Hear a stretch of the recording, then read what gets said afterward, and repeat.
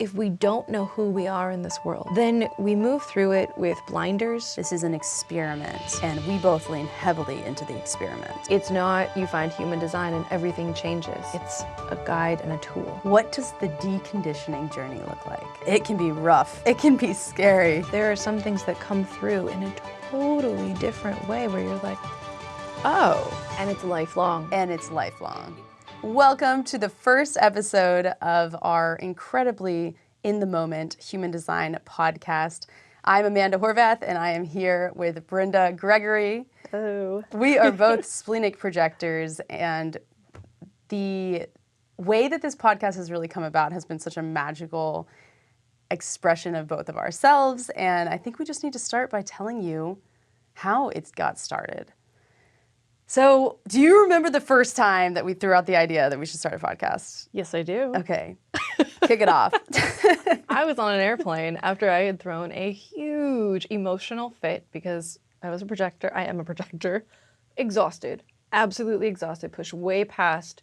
And I was texting you all my experiences and the things that I learned not being emotionally defined, having emotionally defined parents, and the awareness now of what that was like for me as a child and then going back into it because I haven't lived at home for over 15 years. And I was just telling you all the little juicy details and awakenings, epiphanies. I have 43, right? All my epiphanies. As we do. Brenda is my outlet for human design, and I am hers. Same. In many ways, through and through. So I was on a plane, and after throwing a fit, sending you all of my epiphanies, and you had texted me back, this should be on a podcast. We should do this on a podcast. And I was like, yes, okay. Big splenic yes. And how long ago was that? Do you remember? That was September, so yeah. A couple months ago. Yeah, so here we are a couple months later. Takes us a little time and we're very splenic. And for those of you that are brand new to human design, we're going to kind of introduce the concept of human design, what this podcast is about. We're going to get into it. We're going to have a lot of fun, get some nerdy stuff for you. Splenic individuals are very much in the moment. We are meant to be spontaneous, and we both are. And we allow one another to be that way.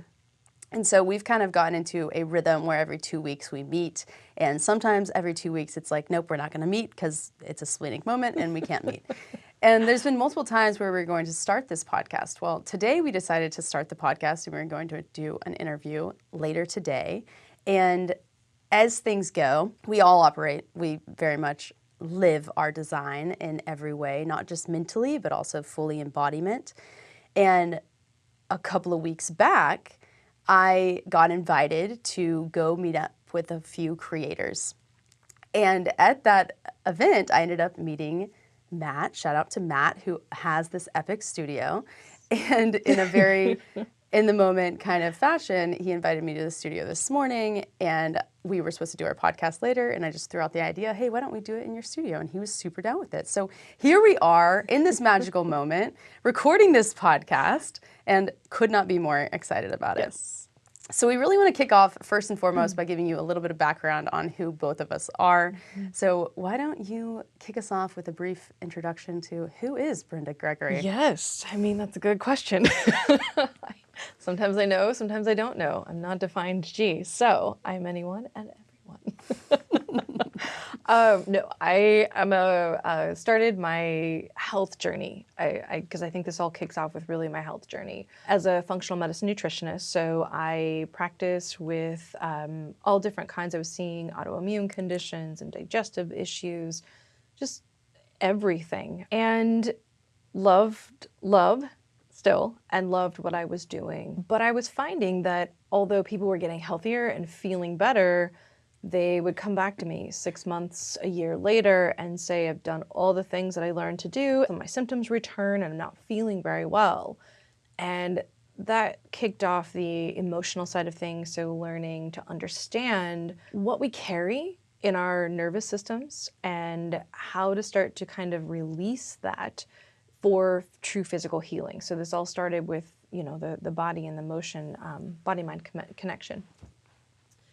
And in that journey, in my own personal journey, I came across human design from someone who's now a very good friend of mine, introduced me and told me that I was a projector. Everything and nothing made sense at the exact same time. You have no idea what I'm talking about, right? No idea. So that, of course, as projectors do, deep dive all the way in. I've got to understand what is this, and I think another time we'll go into deep dives of our journeys. But needless to say, that kind of shifted everything for me, everything, and put me on this new path. And I've really fallen in love with human design and understanding my strategy and authority and how it helps me embody life and feel embodied in life versus, and we'll talk more about this, but that, you know, I'm not up here all the time now, learning how to be in the body and let that lead. 100%. Yeah. And just for everyone, what time or what date was that roughly when you found out about it? 2019. You know, I actually had found out, because we talked about this, I actually found out about it. I was going through some old notes, and I have notes from 2017 that but that it was the understanding, I think, from a projector to projector that kicked it all off. So 2019 is my kind of official, like, all right, this is real. Start time. Yes. Awesome. And then you took the foundational classes with John and Amy. Yes. And from the Human Design Collective podcast, a podcast we absolutely love and adore. Your story, please. Yeah. So my story really began as a video marketer, shooting and editing videos for clients.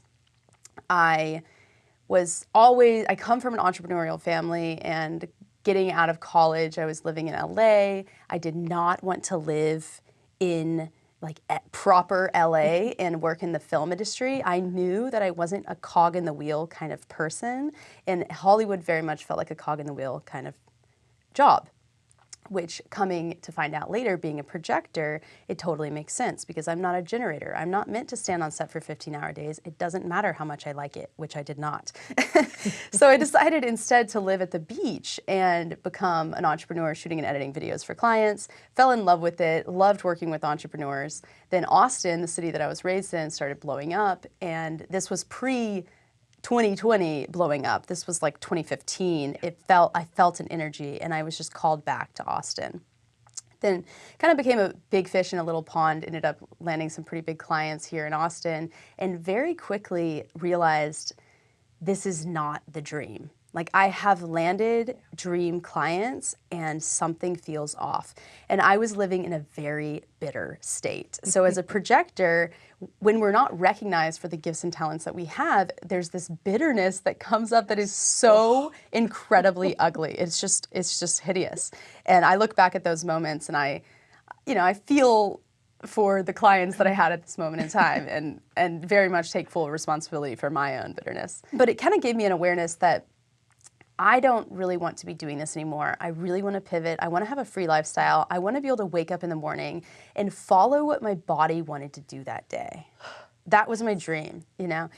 And I didn't want to be doing 30 video projects in a month for clients and in the last minute demands. When you get with working with more and more top tier clients, you know, they don't care about your time necessarily. They have the money to pay for it, and they're willing to invest. And that got me very much into a generator role that I wanted to escape previous to learning about human design.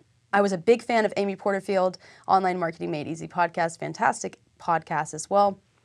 And I intuitively felt like there's something here. This is freedom. She was talking about the course business. And this is once again like 2015 that I'm getting turned on to her. So very early, before courses were really a thing. And I knew, like, okay, I really want to do this. I really want to do this. Eventually started my own podcast, my own YouTube channel in 2018, launched that. And in 2020, before the pandemic hit, it was my first year in the course business. So I ended up launching my online course, which was called, at the time, DIY Video Roadmap, now called Launch with Video.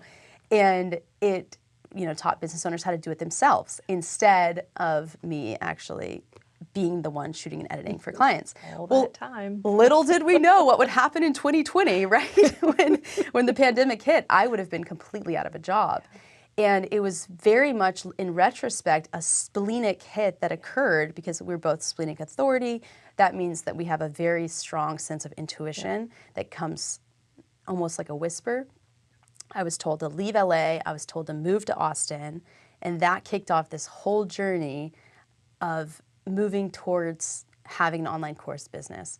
Then in May of 2020, I discovered human design.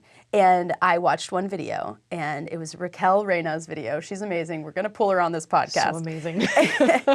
It's also a projector, also a splenic projector. And I'm an investigator in human design, and I actually watch videos in my shower, literally on a pop socket holder in my shower. And I was watching this video because someone just said, hey, what's your human design? I look it up, I'm like, what the heck is this? I have no clue what this is. That one video, I was like full body chills. Like I felt more seen than I had ever felt in my entire life. And She will do that to you. and then I got connected, like actually at the same time when the person that asked me, do you know human design? They were like, I highly recommend booking a reading with Barbara Ditlow. Barbara Ditlow is a student of Roz. She is one of the few teachers that had the ability to really learn directly from the source of human design. And I did a reading with her. I describe it as saying hello, and she described my entire life story. And I was just floored. I mean, I was sold. I was all in, and I dove deep. Fast forward to December of that year, I booked another session with her, and I was like, I have been diving deep into this on my own. This is cryptic AF. I cannot decipher this information on my own. I know there is something here. I want to know everything that you know. And she was like, I teach classes. And I was like, done. I'm taking all the classes with you. And I began my foundational classes right after that, and really just have continued diving deep. Yeah. So now I really want to kick off like kind of the overall market of human design. And let's give a very brief overview for those that are like totally brand new to human design. Let's just tap on it real quick, give the brief explanation, explain kind of the market after the fact. So the way that I describe human design is really they call it the genetic blueprint. Everywhere you read, it's your genetic blueprint. But it's really how your energy moves throughout the world, how you push out into the world, and how the world pushes in on you or conditions you. And it's through understanding this, and it's very nuanced. So many times I get clients that are like, and especially, I just have to say this, if you're a generator and you say the words, oh, I'm just a generator, stop, stop, stop, stop. I hear that all the time. Oh, I'm just a generator, so I don't want to learn anymore. Please learn more. You are so important, so, so important, because you're the life force of the world. We don't have sacral centers, and to be around a generator that is satisfied, also a little note for you generators, it's okay to be a little bit selfish. You need to be selfish. You need to live for satisfaction, because when you do, we get to amplify those centers. And it feels so amazing to be around that energy, to be around that life force. It's the only way we get to experience it is through the other. And so that's the beauty of human design, is we get to see how we experience life through other people, and how we connect, and how we get to create and birth new things, or how we get to find out more about ourselves because someone else rubs us the wrong way or makes us feel something. It's just this beautiful tool of our energetic, embodied connections in this world. I had it pitched to me as your map for moving through life without resistance. I love that. And now I see that in a very different light to a degree.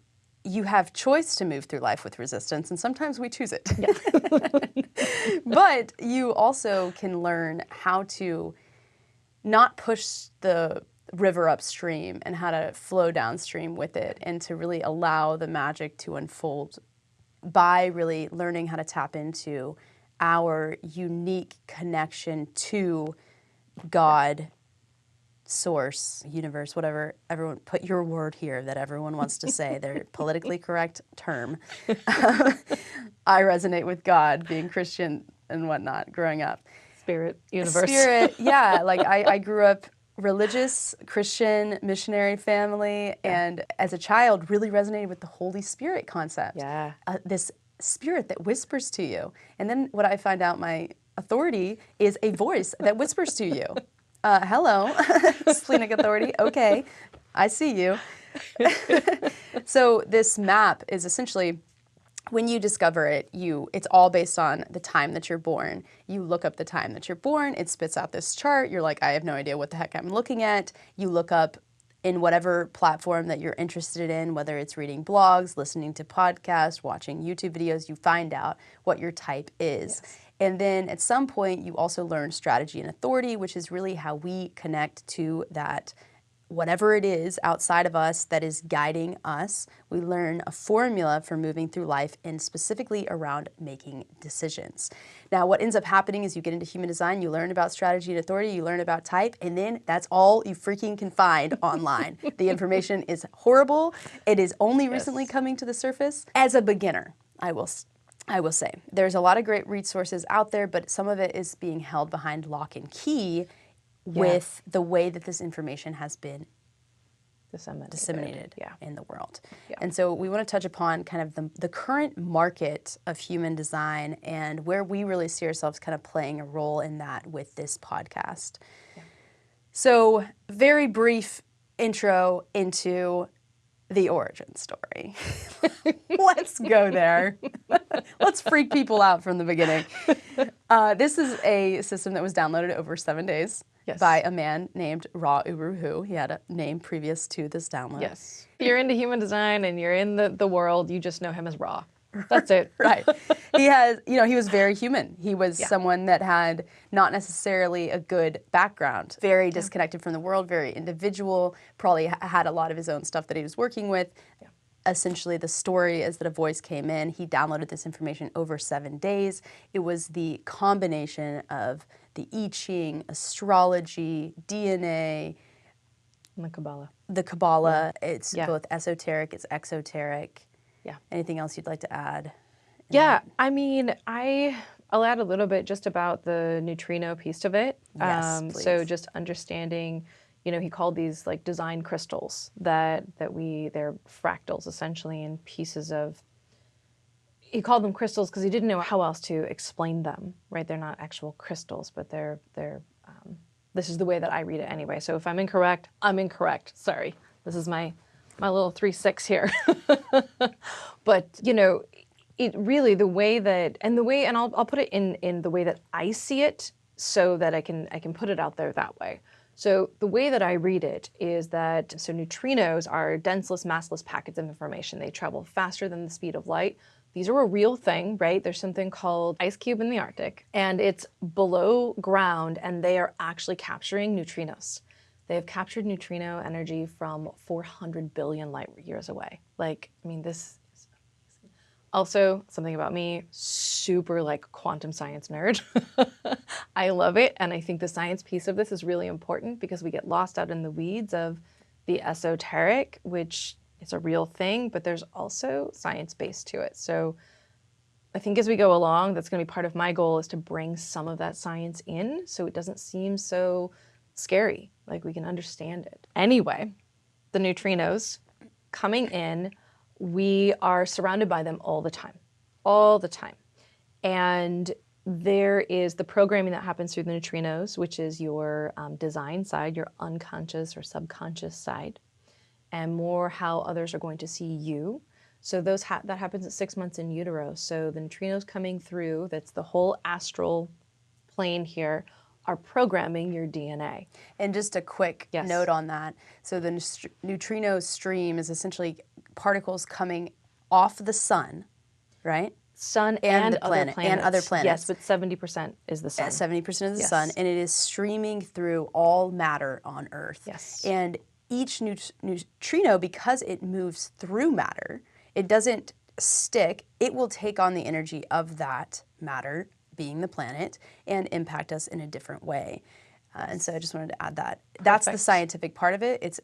And you can Google neutrino, and you can see that this is a scientific thing. It's not woo-woo. 100%. 100%. Yeah. So yeah, that's essentially that at birth, it's the neutrinos passing through you, or sorry, it's 6 months in utero.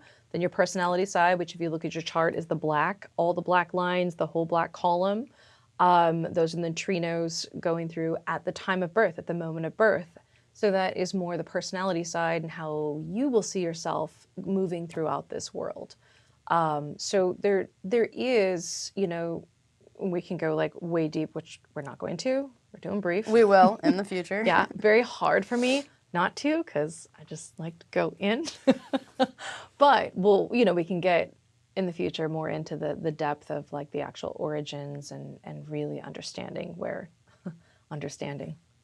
trying to understand where this all comes from. Perfect. So there is a very fundamental way of going about learning human design. You learn the centers first, which are the big shapes. You learn, well, first, I guess you also learn the type that is defined by the centers that you have defined. So in that, you learn all of that. Each center, which is the big shapes, have a theme that go along with them. And then the second thing that you learn is the gates and channels through the Rave ABCs. The first course is called Living Your Design. This is the foundational curriculum that Ra himself developed and widely recognized. So many people online teach it. Living Your Design is the centers and the shapes. Then the Rave ABCs is the channels, the gates, how each center communicates with one another. And then Rave cartography kind of mixes the two together in looking at the centers again, looking at the biological functions of them, and going a little bit deeper into the profiles as well, which is the costume that we wear in this lifetime. So that foundational course is it's something that is approachable. Anyone can really go through those courses and they can get out really quickly. Beyond that, you kind of start to move into the analyst training, which is very much behind lock and key with the IHDS, the International Human Design School. Yeah. It is a certain route that is not for everyone. We have chosen to go the route of self-study through material by Ra. I think really with source material, the way that you come by it is by meeting other human design nerds. 100%. And then they're like, hey, 100%. I have this crazy track on the origins of Ra rambling about this. This is funny because I think that there's a difference too. This is your 4-line, right? Because that's not actually how I come about it's going through Scribed and different like websites and then meeting you. I opened up your world getting of all of this material. Like, that connection, all these different materials, because it doesn't just come to me that way. So that's very interesting because I'm like, well, actually, it really wasn't until that stuff started coming to me. Yeah. So what we're referring to is the profile in human design. I am a 4-1, which is a rare profile. She is a 3-6, also a rare profile, both of them. And the 4-line, all of my opportunities come through my network, just like us being here on this podcast. Yep. Shout out to Matt. We will give him a major shout out and much love before giving us the studio. So with that, like I've met so many people and I've collected, now I have like a Dropbox folder of like all source material and I've pretty exclusively studied source material. Yeah. Then I also, Richard Beaumont's an amazing, incredible person who has also learned from Ra. He actually got to film Ra for like 400 hours of his lectures or something. And he has packaged these up and is putting them out online. And so you can buy them in that way as well. And so there's different ways that you can learn human design, but there's very little outlet to talk about it, to talk about source material, to talk about the evolution of this material, because the reality is that when you read something in the source material and you say, this is the channel of struggle, this is how it's described, then me as someone that has the channel of struggle is going to interpret that in my own way and be able to add more information that will help all of us better understand that frequency and that energy. So that brings us to really who this podcast is for. Yes. You want to kick us off? Yeah, I think that because it's so hard to find that information, we want to talk a lot about that, maybe have guests on and talk with people about their experiences so that they can enlighten more about those specific channels and struggles and I don't know, kind of bring out from behind the curtain the lock and key, some of the information that we have such a hard time finding. I also think that it's really important just to, say here that if you are brand new to human design, this is maybe not the place where you're going to get the most information, because you really have to understand the basics. For the people that tune into us, it's going to be people who are experimenting already. They're in their experiment. They understand their aura, their strategy, their authority. They've been doing all of that. They've looked at their channels and their gates and understand how, not how it affects them, but how they utilize that energy. So that's going to be important, I think, to know that about us going into that. Yeah, going beyond the basics. Yes. Everything about us will be going beyond the basics. Now, also while valuing the basics, you're constantly coming 100%. back to the basics and grounding it in that space. We very much want this to be an embodied experience, not a mental understanding. So many people get stuck in the mind with this information, and that completely defeats the purpose. This is about, where are you experiencing this frequency in your body? What does it feel like to come across someone that's emotional if you're completely open in your solar plexus, right? Like all these different questions, and really exploring the application of that. Yeah. So yeah, to piggyback on you, it's like we want to have these conversations that we're already having offline, super nerdy, real life kind of stuff with a broader audience. And it's our human design nerd friends that are going to be the audience, and we really want to be friends with you because I'm a 4-line. And I'm just going to share my experiences and stories because I'm a 3/6 and try and be just a role model. And you're moving soon into your Uranus opposition. Yes. Which your line will change. We don't know. Do you know your profile? Yes, it becomes a 4/6 manifester. Hey, we got some 4-line coming in. Moving in. Exactly. Yes.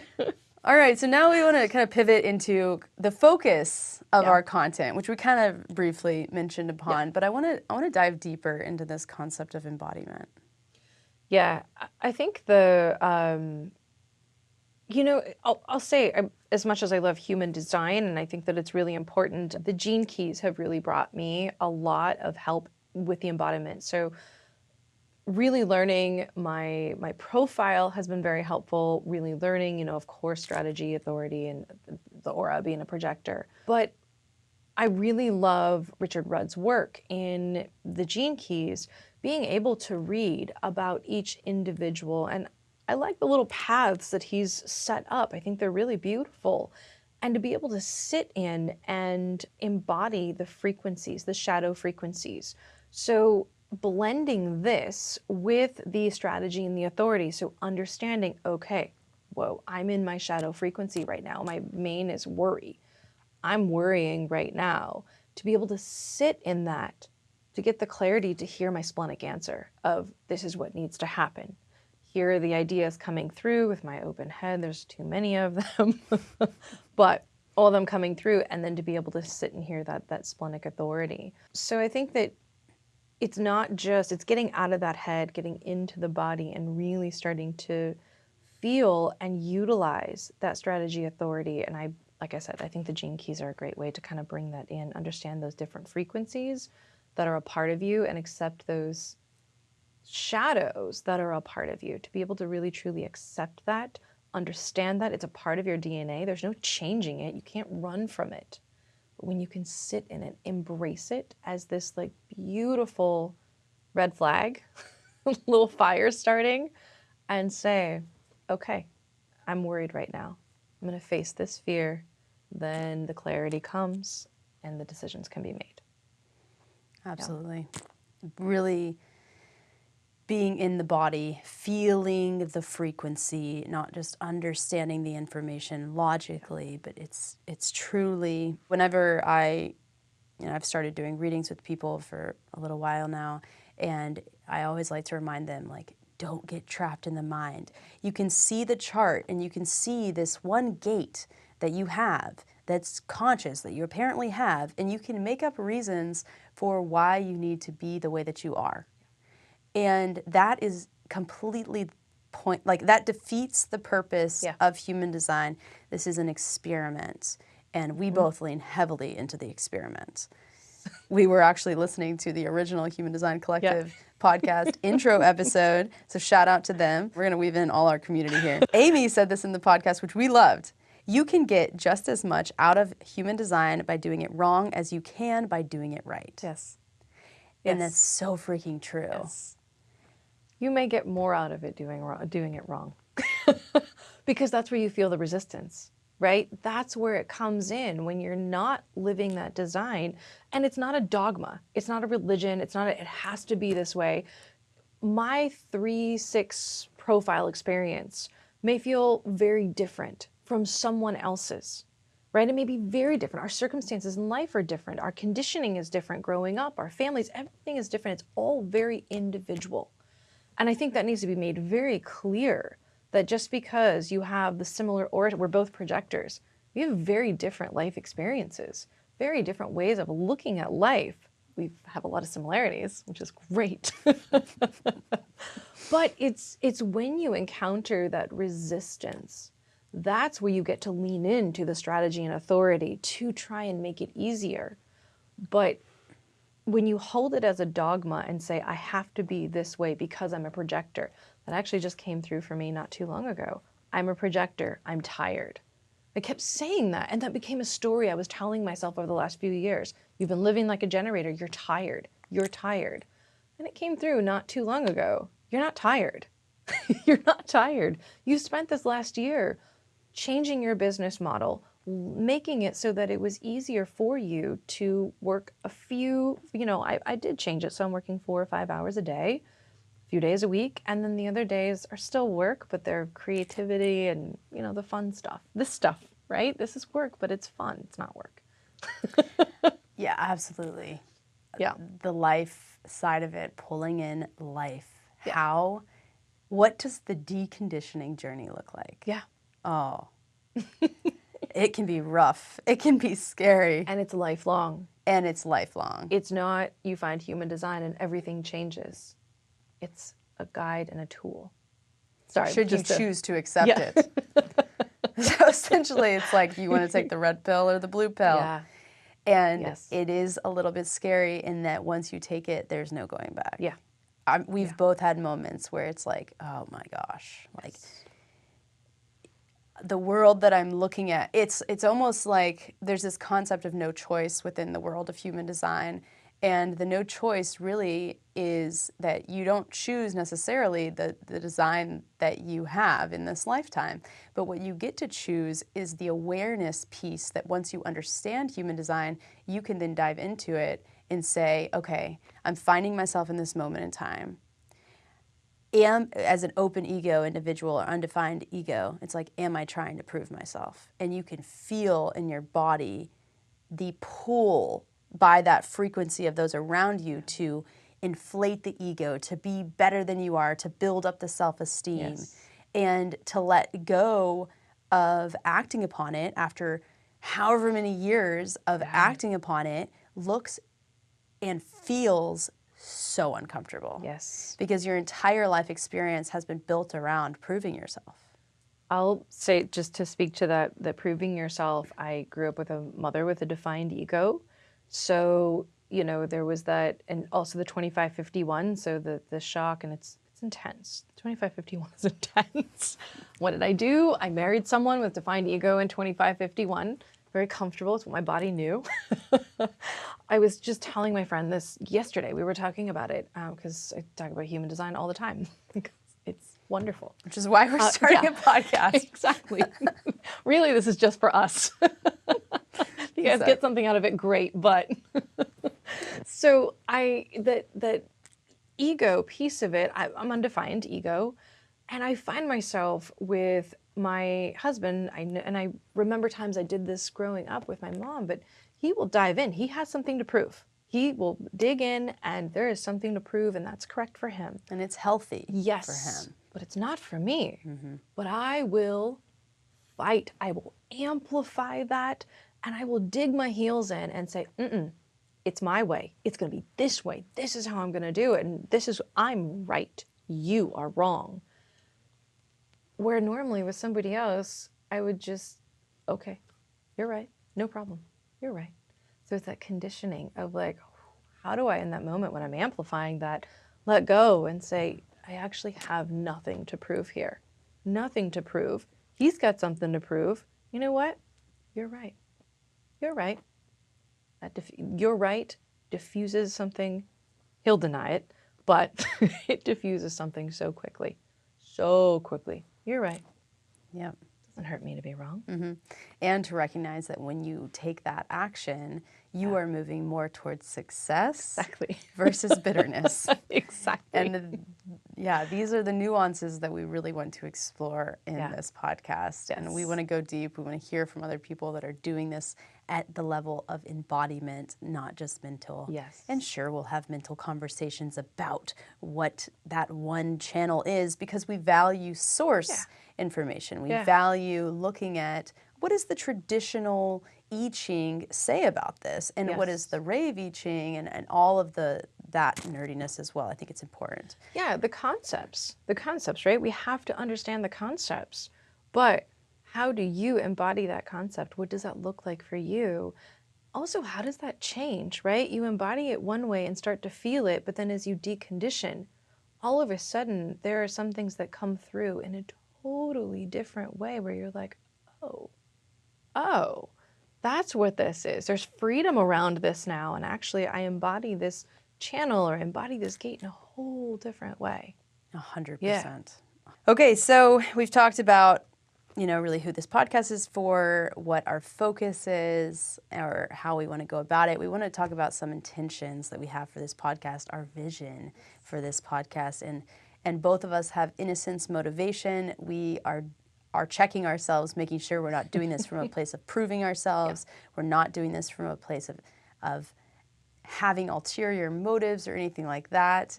And really just starting it out with exploration and innocence.